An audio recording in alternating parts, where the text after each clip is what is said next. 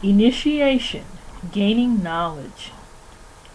In our village, children learn about intimacy and ritual from birth onward.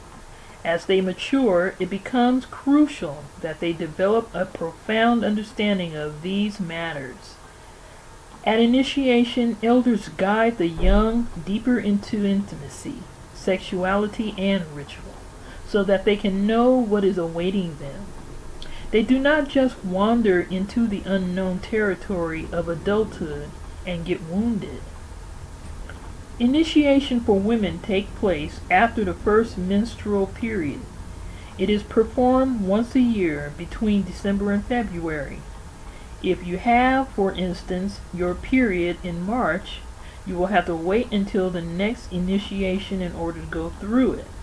For a man, initiation is done at puberty, when he starts to show signs of wanting to be an adult, when the hormones start to kick in.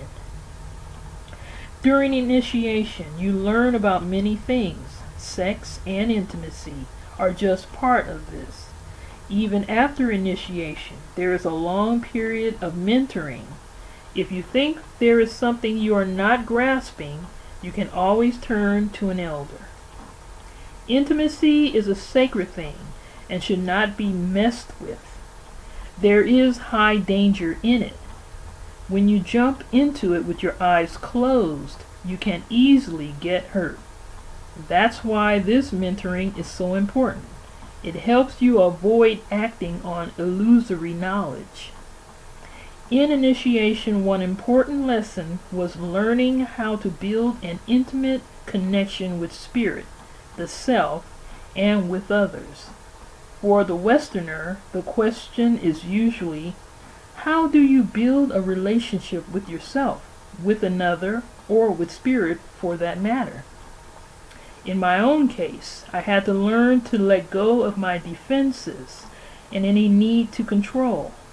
I had to absolutely trust spirit for guidance.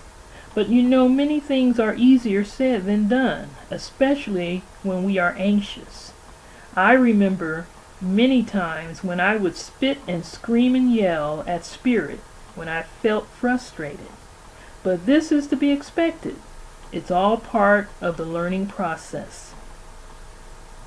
I particularly enjoy the frankness and openness between the youth and adults, especially the elders. They did not hide anything from us. They talked to us about their own experiences, the kinds of difficulties they encountered in their own intimate lives, and how they were able to overcome them. In initiation, we look at the connection that women have with their cycles. Many of the civilized countries of the world, including some African countries, look at the menstruating woman with some discomfort. People ignore the sacredness of menstruation. They do not understand how valuable it is for a woman to have her period. Yet the flow of the menstrual blood carries power. It's a powerful time for the mooning woman. She carries healing energy within her and has a tremendous ability to heal and to see into things. In my village, people will seek help from such a woman. They will treat her with great respect. This discussion opens something infinite to me.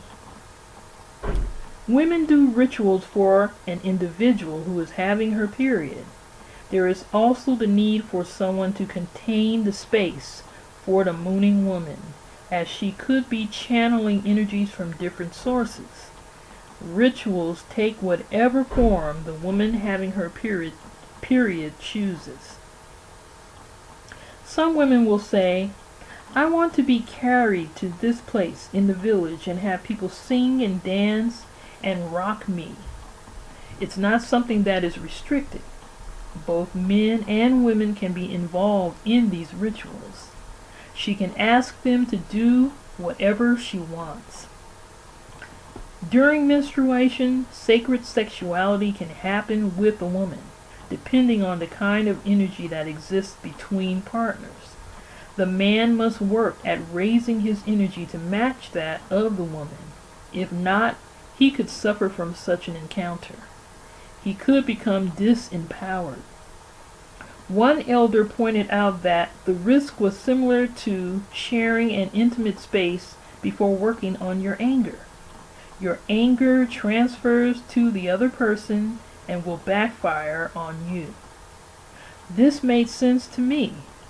I then understood why the elders insist on the necessity of clearing a ritual space before doing anything intimate. People who think that in this context they can get power from a partner without being established in their own power are fooling themselves.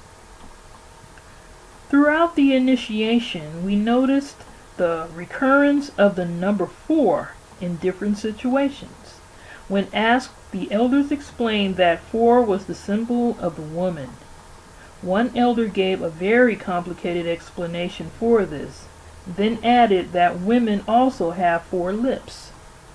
I felt a sense of recognition, as though someone had just woken me up. I realized that on the day I had my last menstrual blood, I was given a 4-legged stool. I was told the meaning of it at the time and that a man would not use it if I did not give him permission to do so. But the excitement of becoming a woman overclouded my ability to listen. We went on exploring more of the mysterious dimensions of women. We talked about what Westerners would call our private parts and shared our deepest feelings and thoughts.